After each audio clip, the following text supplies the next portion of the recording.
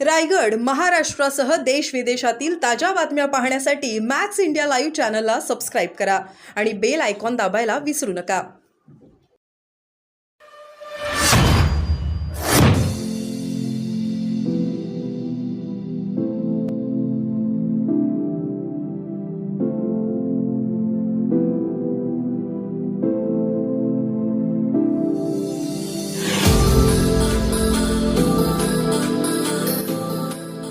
निवडणुकीची प्रक्रिया जी आहे ती आज पार पडली.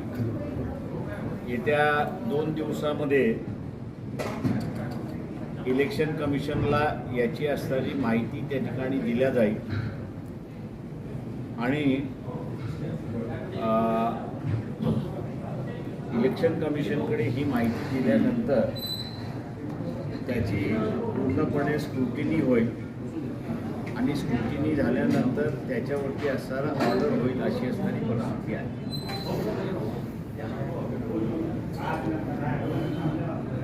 EVMच्या संदर्भात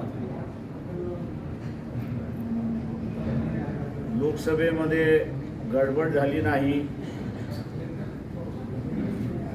आणि विधानसभेमध्ये गडबड झाली असा आता सत्ताधारी पक्ष कांगावा करतोय अशी परिस्थिती आहे. EVMच्या विरोधातलं आणि असणारं आंदोलन त्या ठिकाणी सुरुवात केलंय. पक्षाच्या वतीने मध्यंतरी चीफ इलेक्टोरल ऑफिसर जो आहे त्यांना असताना आम्ही एक पत्र लिहिलं. ते म्हणजे प्रत्येक विधानसभा मतदारसंघामध्ये 5 ते 6 या दरम्यान किती मतदान झालं आणि 6 नंतर जे मतदान झालं त्या 6 नंतरच्या मतदारांना नियमावलीप्रमाणे टोकन द्यायचं असतं आणि ज्याच्याकडे टोकन आहे त्यालाच मताचा असणारा अधिकार आहे. इलेक्शन कमिशनच्या माहिती पत्रकावरनं किंवा त्यांच्या वेबसाईटवरनं 6 नंतर 75 लाख मतदारांनी मत नोंदवलंय असं सांगण्यात येत आहे आणि म्हणून आम्ही असणारं चीफ इलेक्टोरल ऑफिसरला पत्र लिहिलं की प्रत्येक मतदारसंघामध्ये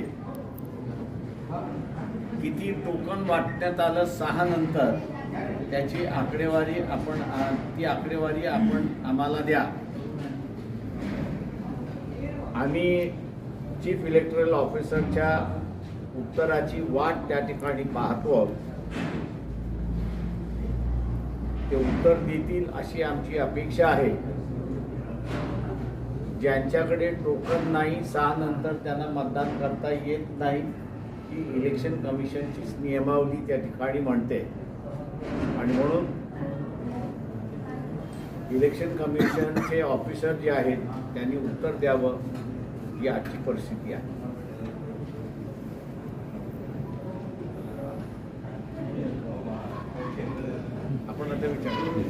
साहेब, मार्कडवाडीमध्ये मोठा उठाव सुरू आहे EVM विरोधामध्ये. सत्ताधारी जातात आणि विरोधकी त्या ठिकाणी जाऊन येतात. काय नेमकी परिस्थिती वाटते मार्कडवाडीबद्दल? ते मार्कडवाडीपेक्षा इतर गावांमध्ये सुद्धा तीच परिस्थिती सुरुवात झालेली आहे. गावागावामध्ये लोक येऊन म्हणतात आहे की आमच्या गावातलं मतदान ज्या पद्धतीने झालं त्याचं खरं चित्र किंवा खरी परिस्थिती EVM मधनं बाहेर पडलेली नाही आणि त्याच्यामुळे त्यांचाही रोष आहे.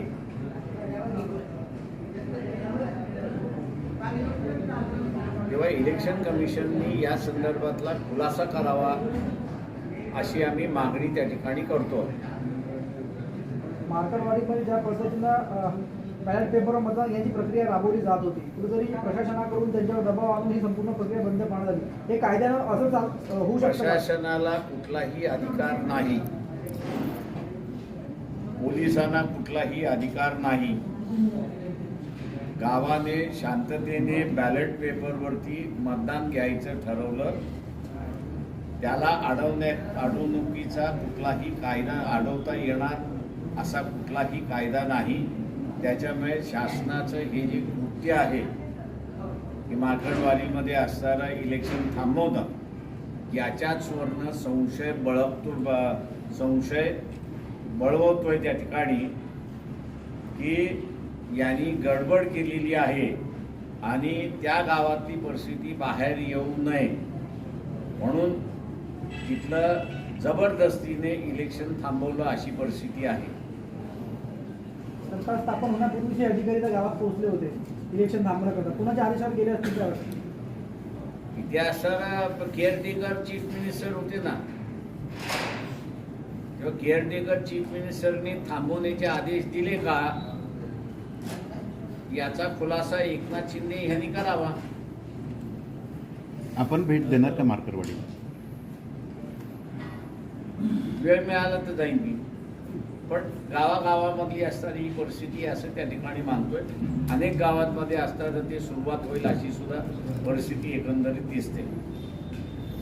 एकंदरीत आपली भूमिका सारा म्हणतोय की ही EVM जी आहे हे पूर्वी पाडण्यासाठी वापरण्यात येत होतं काँग्रेसच्या कालावधीमध्ये, आणि आता भारतीय जनता पक्ष जिंकवण्याच्या ह्याच्यासाठी वापरते अशी परिस्थिती आहे.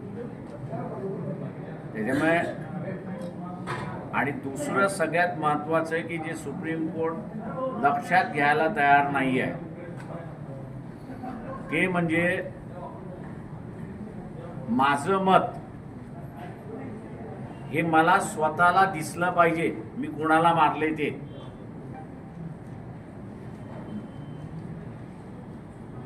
सुप्रीम कोर्टाचे जजेस हा इश्यू बघायलाच तयार नाही आहेत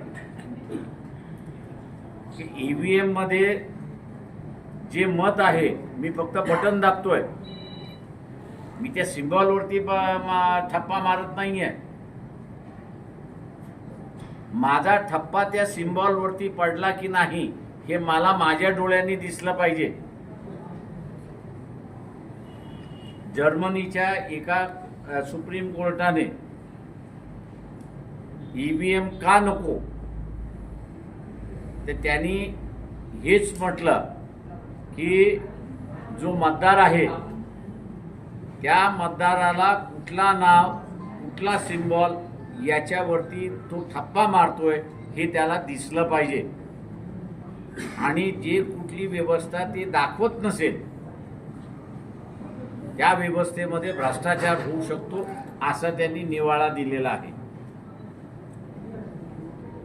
आणि म्हणून माझं मत मला त्या मशीनमध्ये खोटं आहे की खरं आहे हा इश्यू वेगळा आहे. मला माझं मत दिसलं पाहिजे, ते पेटीमध्ये मीच टाकलं पाहिजे, माझ्यासाठी दुसरं कोणी टाकता कामा नये. हे दोन मुद्दे महत्त्वाचे आहेत आणि म्हणून आम्ही म्हणतोय की बॅलेट पेपरवरती असताना मतदान झालं पाहिजे. त्यांनी केलेलं हे कारवाई असं मी त्या ठिकाणी मानतोय. मी जाणीवपूर्वक हा शब्द सुताडा हा मानतोय त्या ठिकाणी. इलेक्शन 5 वर्षासाठी म्हणजे नव्या पद्धतीने डिक्टेटर आणता हे लक्षात घ्या. हुकुमशाह 5 वर्षासाठी तुम्ही आणताय की या सरकारला हटवता येणार नाही. लोकशाहीमध्ये नोकराला हटवण्याचा अधिकार आहे आणि तो नोकर हटत नसेल तर व्हायलन्स करण्याचा सुद्धा अधिकार आहे. त्याच्यामुळे उद्या कोर्टाने लोकशाही याचा अजून अभ्यास राजेशाही कधीच संपलेली आहे. निवडून गेलेले हे राजे नाहीत, हे प्रजेचे असणारे प्रतिनिधी आहेत. किंवा प्रजा ज्यावेळेस सांगेल की इथला असणाऱ्या निवडणुका घ्या त्यावेळेस त्या झाल्या पाहिजेत. त्याच्यामुळे वन नेशन वन इलेक्शन हे हुकुमशाह ज्यांच्या डोक्यामध्ये बसलेलं आहे त्यांची ही थिअरी आहे असं मी त्या ठिकाणी मानतोय की काँग्रेस पक्ष स्वतः खतऱ्यामध्ये आलेला आहे अशी परिस्थिती आहे. त्याच्यामुळे असणारं नवीन नेतृत्व जे येते त्याला असणारा वाट मोकळी करून दिली पाहिजे असं मी त्या ठिकाणी मानतोय. राज्यात महायुतीला जे बहुमत मिळालं याला पाशवी बहुमत म्हटलं जातं. तुम्ही कसं बघता या बहुमताला? ईव्हीएमचं बहुमत आहे. हे ज्या मतदारसंघात मी बसलोय शेगाव, डॉक्टर पाटील हे उमेदवार होते. मागच्या 3 निवडणुका आम्ही असणाऱ्या ह्या मतदारसंघात लढलोय आणि तिन्ही वेळेस आम्ही 3-3, 4-4 हजार मतांनी या ठिकाणी पाठीमागे राहिलेलो आहे. आणि आज असणारं असं दिसतंय की आम्ही 20,000 सुद्धा मतं घेऊ शकत नाही अशी परिस्थिती आहे.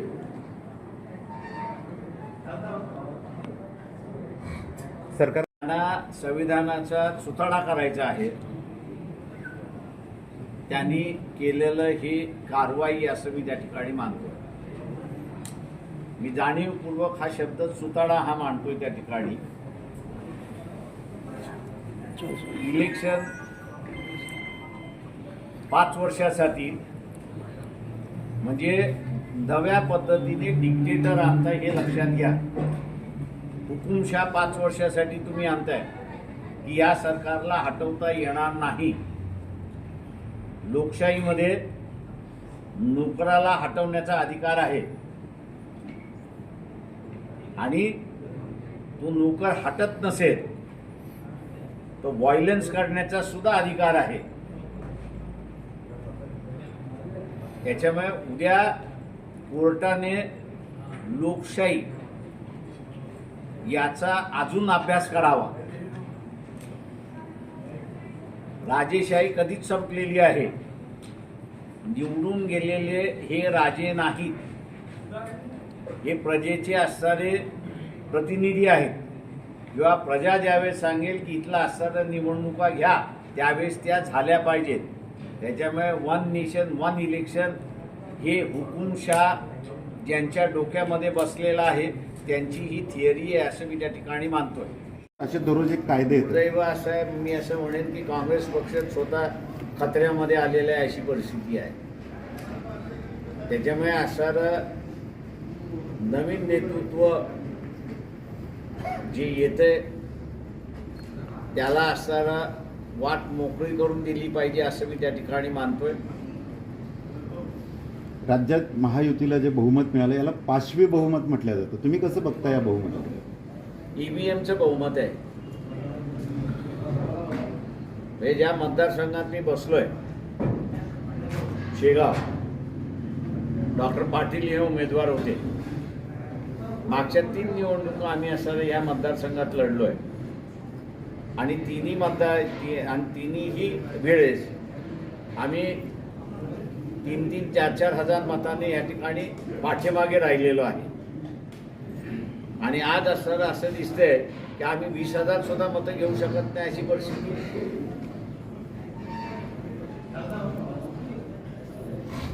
सरकारकडे पक्षाला 10 तारखेपर्यंत आम्ही मुदत दिली होती की तुम्ही याच्या संदर्भातलं लीड घेणार असाल तर तसं सांगा. काँग्रेसने लीड काही घेताना दिसत नाही आहे त्या सगळ्या ह्याच्यामध्ये. त्याच्यामुळे कदाचित 20 नंतर जे आहे ते आम्ही याच्यामधली लीड घेऊ आणि सर्व राजकीय पक्षांना एकत्र बोलवण्याचा प्रयत्न त्या ठिकाणी करणार आहोत. आणि याच्यातून मार्ग आणि तोडगा काय काढता येईल तो आम्ही त्या सर्वपक्षीय बैठकीमध्ये मांडणार आहोत. हे माझं पहिल्यांदा असणारं तुम्ही विचारलं म्हणून त्याचं असणारं हे देतो की संघाने याचा पहिल्यांदा खुलासा करावा की त्यांच्या स्वयंसेवक जे आहेत त्याला लग्न करण्याची परवानगी का देत नाही ते. हे मोहन भागवतांनी खुलासा पहिल्यांदा करावा. एक अर्ज प्राप्त झाल्याने ही निवडणूक बिनविरोध इथे झाली आणि त्याची घोषणासुद्धा या प्रक्रियेमध्ये करण्यात आली. त्यानुसार पक्षाचे राष्ट्रीय अध्यक्ष म्हणून ॲडव्होकेट प्रकाश यशवंत आंबेडकर यांची नियुक्ती पुढील 3 वर्षाकरता करण्यात आली अशी घोषणा या आजच्या निवडणुकीमध्ये जाहीर करण्यात आली. या पत्रकार परिषदेसाठी संबोधन करण्याकरता मी आदरणीय बाळासाहेब आंबेडकर यांना वाचा करतो.